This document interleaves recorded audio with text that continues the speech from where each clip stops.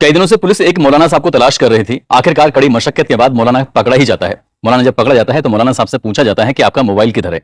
मौलाना ने शायद ये समझा होगा कि जो उनके मोबाइल में था वो डिलीट हो चुका है और कुछ ऐसा था जो शायद उन्हें एहसास ही नहीं था कि वो उसके अंदर सेव थे, उसकी इनर मेमोरी में। पुलिस ने जब अपनी तकनीकी के माध्यम से उन सब चीजों को तलाश करने की कोशिश की तो इंटरनेट पर जो देखी हुई चीजें थी वो उसकी इनर मेमोरी में सेव था और पता चलता है कि मौलाना साहब तो गंदी फिल्में देखा करते थे और जो गंदी फिल्में देखा करते थे उनके पास जो छोटे छोटे बच्चे आते थे वो सब चीजें उनको भी दिखाया करते थे। दरअसल आज की कहानी के माध्यम से ये बताने की समझने की कोशिश करते हैं कि ये कहानी कहाँ की है, कौन थे वो बच्चे और आखिरकार उस मौलाना की पोल कैसे खुली, फिलहाल अब क्या हो रहा है और भविष्य में उस मौलाना के साथ क्या क्या होने वाला है। दरअसल बच्चों को कहता था कि यदि तुमने किसी से कुछ कहा तो जिन्नात तुम्हारे घर में जाएंगे, तुम्हारे अम्मी और तुम्हारे अब्बू को हमेशा हमेशा के लिए मार डालेंगे और इसलिए बच्चे वो शांत रहते थे।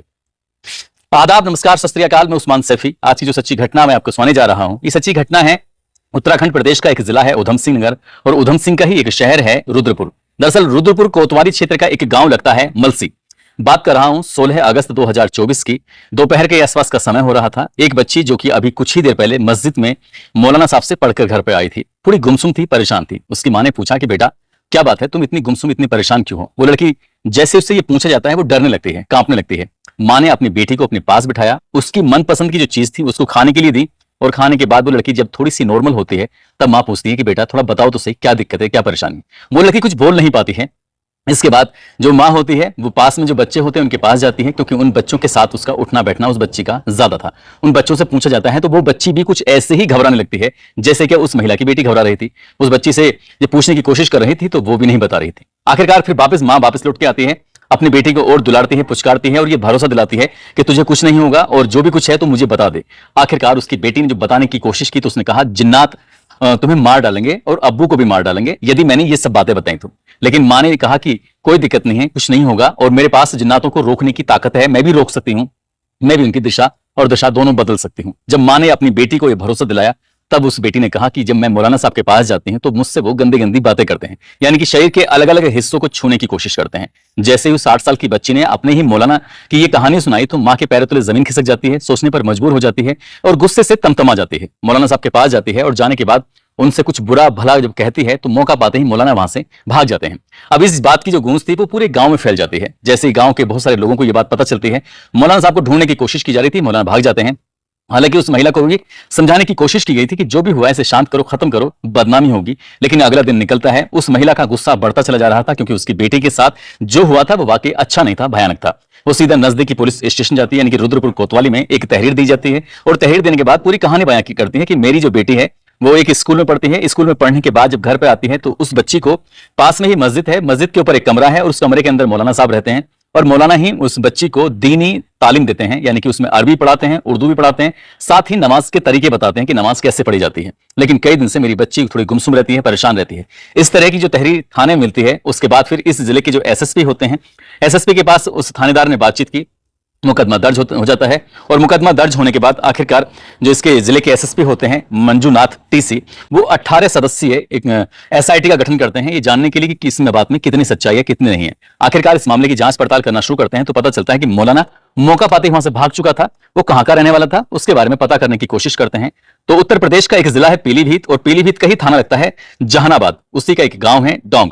डोंग का रहने वाला वो मौलाना कुछ दिन पहले तक रामपुर के शाहबाद में नौकरी किया करता था, लेकिन बताते हैं कि वहां पर जो मस्जिद से होने वाली आमदनी थी, यानी कि वेतन था, मानदेय था, वो कम था।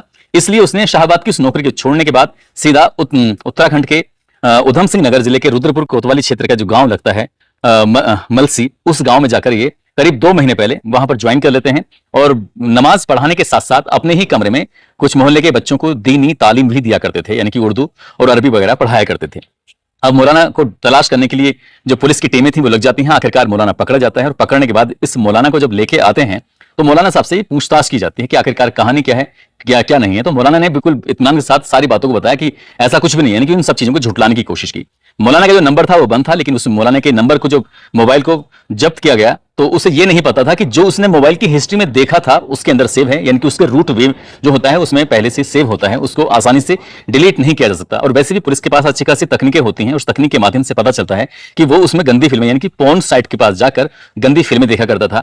अब उस बच्ची के साथ साथ जितने भी बच्चे आया करते थे उन बच्चों से बारी बारी से पूछताछ की जाती है, तो पता चलता है कि जो बच्चे हैं वो 5 साल से लेकर 10-12 साल तक के बच्चे हैं जो दीनी तालीम हासिल करने के लिए आते थे। मौलाना बहुत ही शातिर किस्म का व्यक्ति, जिन बच्चों की उम्र 8 या 9 साल से ऊपर होती है, खासकर लड़के, उनके साथ वो बहुत सख्ती से पेश आया करता था, उन्हें खूब बहुत बुरी तरह से मारता था, पीटता था और उनसे एक एक चीज को बारीकी से पूछता था कि तुमने ठीक से याद किया है नहीं किया है। और इस बात के आसपास के लोगों में बड़ी तसल्ली होती थी कि मौलाना साहब बहुत सख्त हैं और बच्चों को अच्छे से उर्दू भी पढ़ा रहे हैं, अरबी पढ़ा रहे हैं। लड़कियों के लिए भी यही था, जो 8-9 साल से ऊपर की लड़कियां होती थीं जो थोड़ी समझदार थीं, अगर किसी बच्ची के साथ कुछ ऐसी हरकत करने की कोशिश करें तो वो जाकर अपने घर पे बता सकती थी। तो ऐसे उसमें उन बच्चियों को वो होमवर्क दिया करता था और उनके साथ भी सख्ती से पेश आता था। अब इन्हें जल्दी से बच्चों को आते थे और जल्दी ही घर पे 10-15 मिनट में भेज दिया करता था। लेकिन जो बच्चियां 5 से 8 साल की हुआ करती थी उन बच्चियों को वो अपने पास रखा करता था और उनसे बड़े प्यार से अच्छे से बातें करना, साथ ही उन्हें अपने एसी वाले कमरे में ले जाना। बारी बारी से उन लड़कियों को वो एडल्ट फिल्में, गंदी फिल्में, पोर्न वीडियो इस तरह से दिखाया करता था और जो जो उस वीडियो के अंदर होता था कुछ कुछ वैसे ही हरकत करने की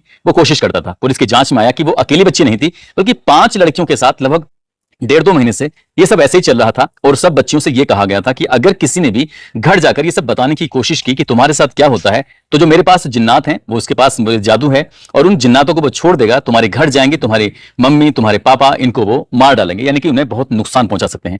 छोटी बच्चियों के दिमाग में, दिल में इस तरह का डर बैठाया गया था कि वो जिन्नातों से डरने लगती हैं और यही कारण था कि कई दिनों से, यानी कि बताते हैं 1.5 महीने 2 महीने से वो लगातार शोषण सह रही थी। उनके साथ वो किस हद तक गया था, पुलिस इसी मामले की जांच पड़ताल में जुटी हुई है।